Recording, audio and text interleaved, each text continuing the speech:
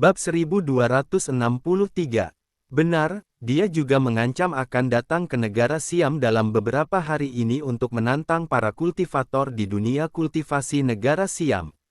Dia juga ingin bertarung melawan Bapak, kata Kenzo dengan hati-hati.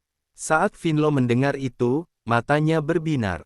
Dia pun berkata sambil tersenyum, "Bagus sekali, misimu sudah terselesaikan dengan baik."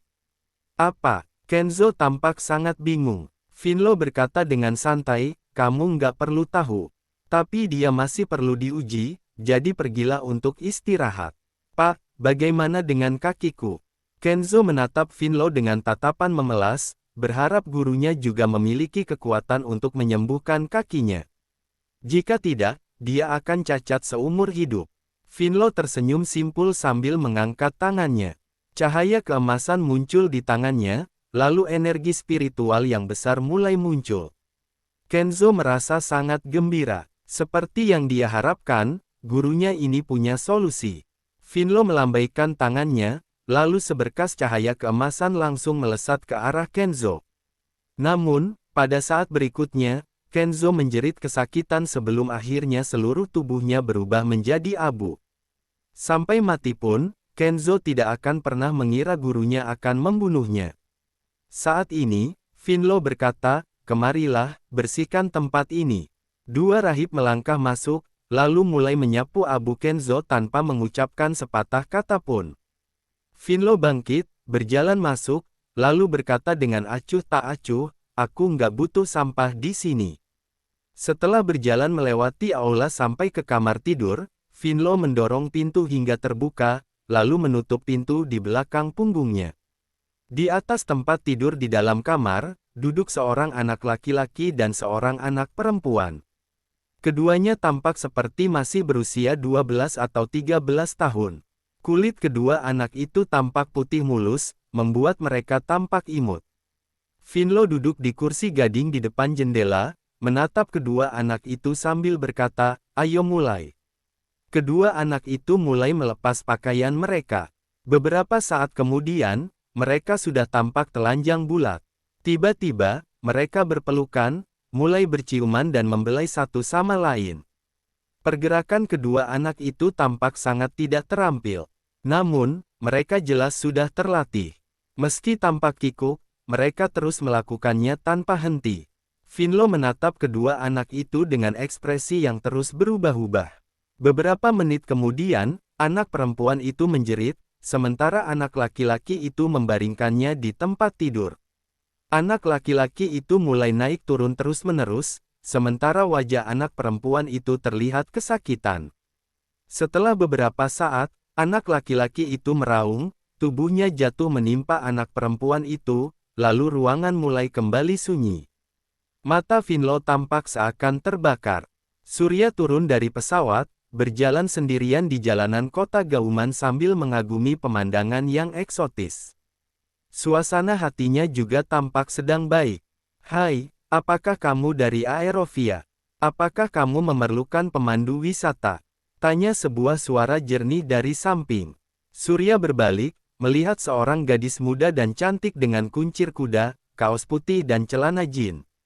Gadis itu berdiri di dekat Surya sambil memegang bendera segitiga di tangannya. Surya tersenyum, lalu mengangguk sembari berujar, "Ya, apakah kamu dari Aerovia juga?" "Ya, aku adalah seorang pelajar internasional. Aku sudah tinggal di sini selama 3 tahun, jadi aku tahu banyak hal." "Apa kamu memerlukan pemandu wisata? Biayanya hanya 400.000 sehari," kata gadis itu sambil tersenyum. Surya tersenyum simpul sambil berkata, "Baiklah. Siapa namamu?" "Namaku Aulia Parta." "Siapa namamu?" "Surya Pratama." Keduanya berjabat tangan dengan gembira. Kemudian, Aulia bertanya, "Apakah kamu datang ke sini sendirian?" "Ya, sedang jalan-jalan. Mencari orang." "Mencari siapa?" Sebelum Surya bisa menjawab, seorang pria tampan yang berusia 20-an datang sambil mengutuk Aulia, "Aulia, kamu kembali bersama pria kaya lainnya lagi." "Ya." Tampaknya yang ini biasa-biasa saja. Bab 1264. "Lennox, tolong jangan ganggu aku lagi, Oke, teriak Aulia dengan tajam. Pria bernama Lennox itu hanya terkekeh sambil berkata, mengganggu. Kamu adalah pacarku, apa maksudmu mengganggu? Atau kamu ingin berpura-pura di depan pria bodoh ini? Dasar kamu nggak tahu malu. Wajah Aulia tampak memerah. Dia memaki Lennox dengan penuh amarah. Lennox sama sekali tidak menganggap itu serius. Dia hanya menilai Surya dari atas ke bawah. Surya mengerutkan kening sambil berkata, pergi dari sini sebelum aku marah. Oh, kamu membuatku takut setengah mati. Apa kamu tahu di mana ini? Lennox melanjutkan sambil tersenyum, ini adalah negara Siam, bukan Aerovia. Memang kenapa kalau ini negara Siam? Balas Surya dengan dingin. Lennox tersenyum dingin sambil berkata, di Siam, aku bisa membuatmu menghilang kapan saja, apa kamu tahu? Dasar pria Aerovia sialan. Apa kamu bukan orang Aerovia? Tanya Surya sembari mengerutkan kening. Lennox mencibir, itu dulu, sekarang sudah enggak lagi. Aku akan segera menjadi warga negara Siam, menjadi orang Siam. Surya tidak bisa menahan diri untuk menggelengkan kepalanya sambil berkata, dasar kacang lupa pada kulitnya. Bocah, aku bahkan belum membereskanmu, tapi kamu sudah berani memakiku. Tanya Lennox dengan dingin. Surya tersenyum sambil bertanya, kamu mau membereskanku? Ya, kamu sudah merayu pacarku. Apa yang akan kamu lakukan? Balas Lennox dengan dingin. Surya menatap Aulia. Aulia buru-buru berkata, kami hanya teman sekelas. Dia mengejarku, tapi aku menolaknya. Dia sudah memfitnahku, menimbulkan masalah bagiku. Surya memandang Lennox, lalu berkata dengan nada dingin, pergi dari sini sekarang juga, atau aku akan mematahkan kakimu. Melihat tatapan Surya, entah kenapa Lennox merasa ketakutan tanpa alasan. Lennox ragu-ragu sejenak, lalu berkata dengan marah, kalian tunggu saja. Setelah mengatakan itu, Lennox langsung kabur dengan cepat. Aulia menggelengkan kepalanya, lalu berkata, maaf, Pak Surya, aku sudah membuatmu melihat lelucon ini. Nggak apa-apa, balas Surya dengan tenang. Aulia tidak ingin melanjutkan topik ini lagi. Dia pun berkata dengan cepat, Pak, kamu mau pergi kemana? Aku bisa mengantarmu kemanapun. Lebih baik mencari tempat tinggal dulu. Kamu ingin menginap di hotel dengan harga berapa? Yang paling mahal, kata Surya dengan tenang. Aulia tampak tertegun lama sebelum bertanya perlahan, bagaimana kalau yang sangat mahal? Nggak apa-apa, balas Surya dengan senyum simpul. Aulia mengangguk, memanggil taksi, lalu mereka berdua tiba di jalan paling ramai, tempat hotel terbaik di kota Gauman. Surya memesan kamar presidensial di meja resepsionis, lalu keduanya naik lift ke kamar. Harus diakui bahwa sebagai kota pariwisata yang terkenal secara internasional, hotel-hotel di kota Gauman adalah yang terbaik. Baik dari segi kemewahan maupun kenyamanan, mereka sungguh tak tertandingi. Surya duduk di sofa dengan puas sambil menyalakan rokok. Aulia berdiri di tempatnya dengan sedikit kikuk. Kemudian, dia bertanya, Pak, di mana barang bawaanmu? Nggak ada. Ketika Aulia mendengar ini, dia tidak mengerti bagaimana bisa ada orang yang pergi ke luar negeri tanpa membawa apa-apa. Namun, ini bukanlah masalah yang harus dia pikirkan. Kalau begitu, kamu mau pergi kemana, Pak? Aku datang ke sini untuk mencari seseorang, jawab Surya sambil tersenyum. Aulia pun bertanya dengan heran, siapa yang kamu cari? Finlo, kata Surya. Mendengar itu, Aulia terbelalak. Dia bertanya, apa kamu mengenal dewa hidup Finlo? Bab 1265. Enggak kenal. Kalau begitu, akan sulit bagimu untuk menemuinya. Dia hanya menerima kunjungan pengikutnya di kuil dewa abadi setiap bulannya. Pada tanggal 15. Selain waktu itu, enggak ada yang bisa menemuinya. Jadi begitu. Sepertinya kita harus memikirkan cara lain, kata Surya. Aulia mengangkat bahu sambil berkata, kalau kamu datang ke sini bukan untuk jalan-jalan, aku nggak bisa membantumu. Selamat tinggal, tunggu sebentar. Surya mengeluarkan setumpuk uang, lalu melemparkannya ke arah Aulia sambil berkata, "Ini bayaranmu." Aulia melihat tumpukan uang itu. Mungkin jumlahnya ada lebih dari puluhan juta. Dia tampak terkejut, lalu berkata, "Pak, aku belum melakukan apapun, jadi aku nggak bisa menerima uangmu." Namun, Aulia seakan tiba-tiba memikirkan sesuatu. Dia menatap Surya, menggelengkan kepalanya, lalu berujar, "Aku bukan orang seperti yang kamu pikirkan. Maafkan aku." Setelah mengatakan ini, Aulia meletakkan uang itu di atas meja, lalu berbalik untuk pergi. Melihat itu, Surya pun kehabisan kata-kata. Surya hanya ingin membantu seorang pelajar internasional yang jelas-jelas sedang belajar sambil mencoba mencari uang di sini. Siapa yang tahu apa yang dipikirkan Aulia? Namun, begitu Aulia membuka pintu, dia berlari kembali sambil berteriak, lalu bersembunyi di belakang Surya.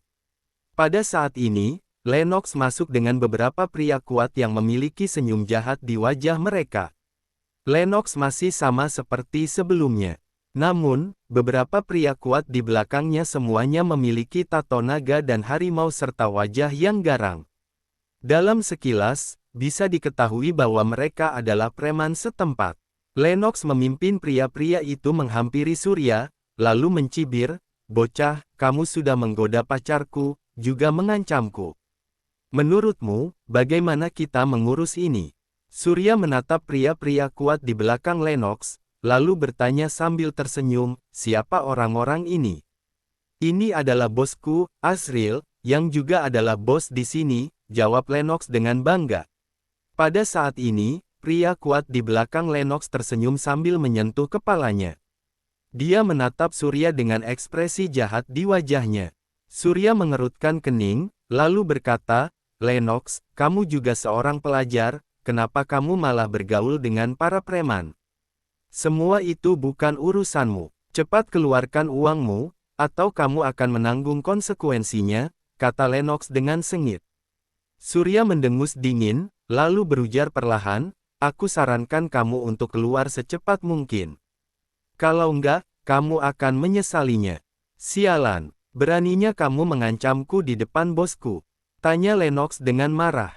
Surya mengerutkan kening. Kali ini, Azriel maju selangkah, menatap Surya sambil berkata, "Orang yang berani menyentuh wanita bawahanku harus membayar harganya. Kamu mau uang atau nyawa?" "Lennox, jangan keterlaluan. Aku dan Pak Surya baru saja ketemu. Masalah di antara kita nggak ada hubungannya dengan Pak Surya," kata Aulia dengan marah. Lennox tersenyum dingin, lalu berkata, "Hanya karena kamu bilang nggak ada hubungannya, semuanya jadi beres. Aku saja sudah melihat kalian memesan kamar, bahkan ini adalah kamar presidensial. Dia kaya juga, ya. Nggak peduli dia kaya atau enggak, itu bukan urusanmu. Jangan bersikap nggak tahu malu," kata Aulia. Lennox mendengus dingin, lalu berkata, "Beri aku 200 juta, lalu aku akan segera pergi. Kalau enggak, aku akan memberi tahu kalian berdua betapa kuatnya mereka." Azriel mencibir. Sementara itu, Aulia tampak cemas dan marah, matanya langsung memerah. Pada saat ini, Surya mengerutkan kening sembari bertanya, "Lennox, apa kamu benar-benar ingin mati? Sialan, beraninya kamu bicara seperti itu padaku." Lennox bergegas maju, melayangkan tinjunya ke wajah Surya. Melihat itu, Aulia pun menjerit ketakutan. Surya tersenyum simpul, meraih tinju Lennox dengan tangannya, lalu mengguncangnya dengan lembut. Lennox menjerit kesakitan, lalu terjatuh di kaki Surya.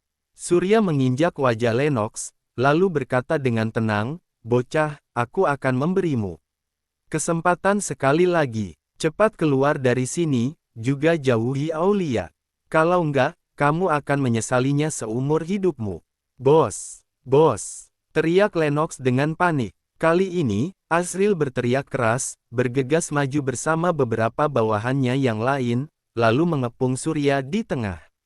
"Lepaskan dia!" seru Azriel. Surya yang masih menginjak Lennox, menatap Azriel, lalu berkata sambil tersenyum, "Kalian hanya para berandal, tapi ingin mengancamku.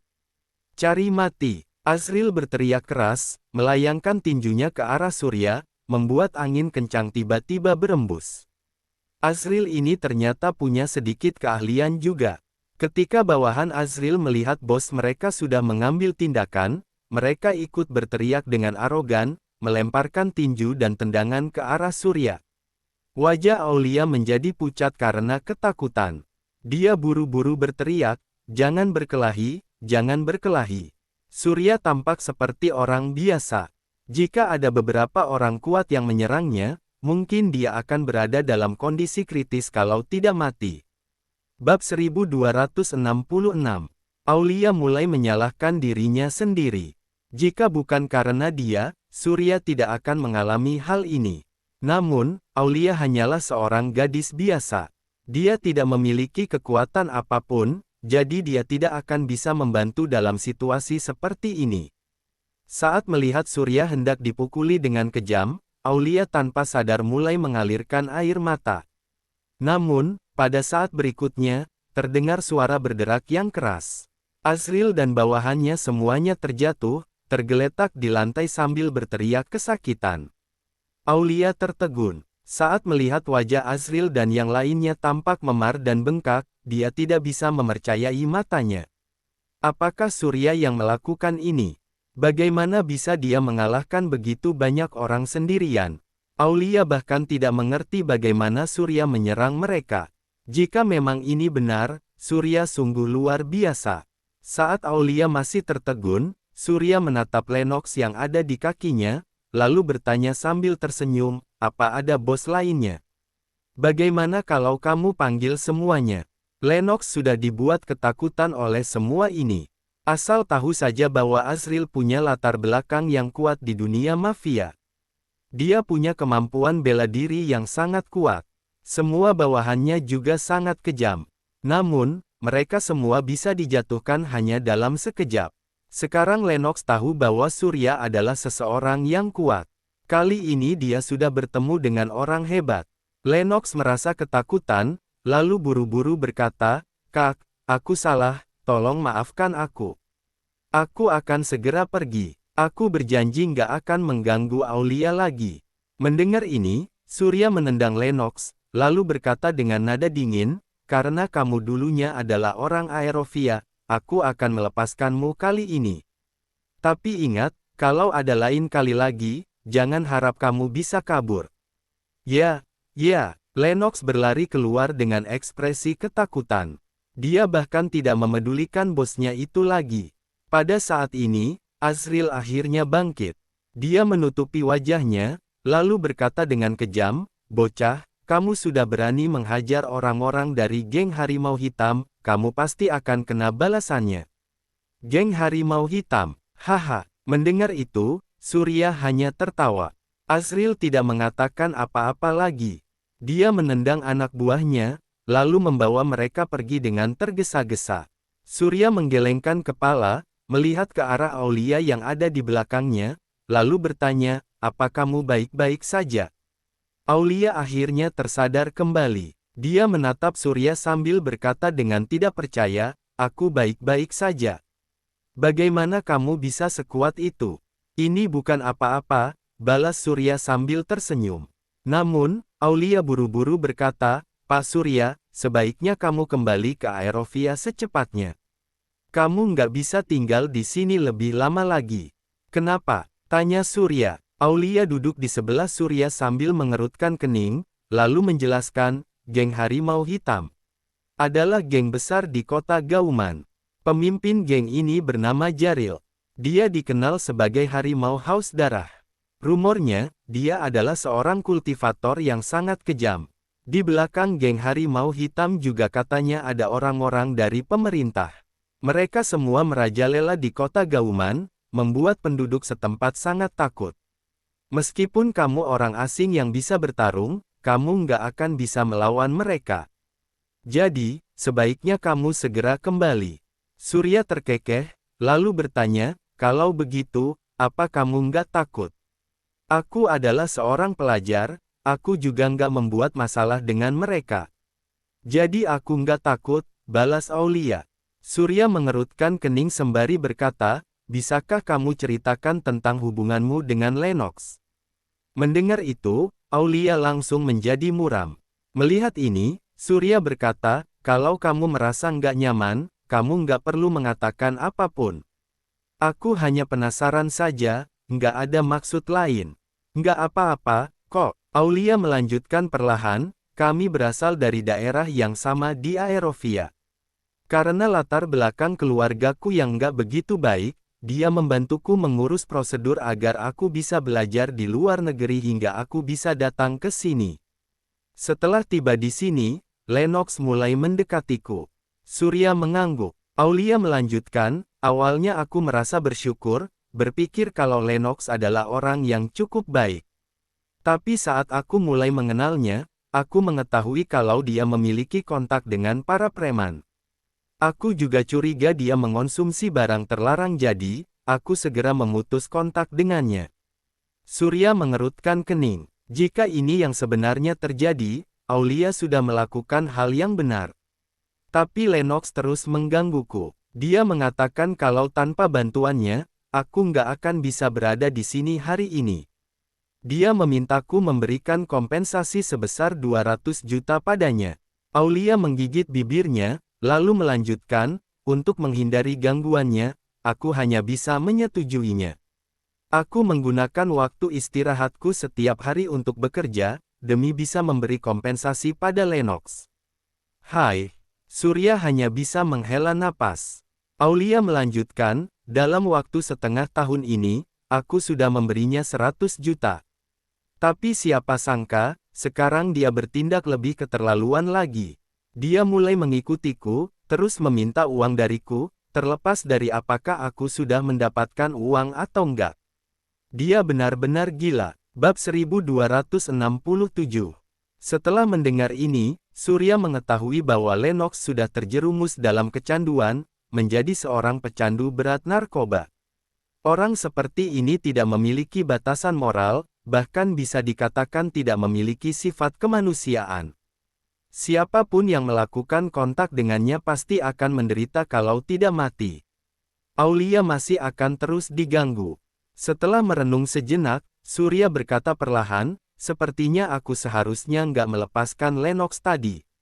Apalagi yang bisa kita lakukan? Aulia menggelengkan kepala sembari berkata, Pak Surya, sebaiknya kamu segera kembali ke Aerovia. Tempat ini sangat berbahaya bagimu. Surya tersenyum sambil berujar, aku belum menyelesaikan urusanku di sini, bagaimana bisa aku pergi begitu saja? Begini saja, bagaimana kalau kamu mengikutiku selama beberapa hari ini sampai urusanku selesai? Aku akan memberimu 20 juta sehari. Surya tahu bahwa Aulia masih belum menyadari betapa buruk situasinya saat ini. Baik Lennox maupun geng Harimau Hitam tidak akan melepaskan Aulia. Aulia tampak terkejut. Kemudian, dia mulai berpikir. Kondisi keuangannya sangat buruk, uang 20 juta sehari merupakan bayaran setinggi langit baginya. Dia bahkan tidak berani membayangkannya. Godaan ini sungguh sulit untuk ditolak. Namun, mengingat Surya sekarang memiliki masalah dengan geng Harimau Hitam, Aulia jadi ragu-ragu. Pada saat ini, Surya tersenyum sambil berkata, jangan khawatir, aku ini sangat kuat. Geng Harimau Hitam bukan ancaman untukku, benarkah? Aulia tidak bisa menahan diri untuk bertanya. Surya menjawab dengan tenang, percayalah padaku. Aulia ragu sejenak, tapi tetap tidak mampu menahan godaan bayaran yang tinggi. Dia pun akhirnya mengangguk lemah. Melihat itu, Surya tersenyum dan berkata, ada banyak kamar di sini, kamu bisa memilih salah satunya.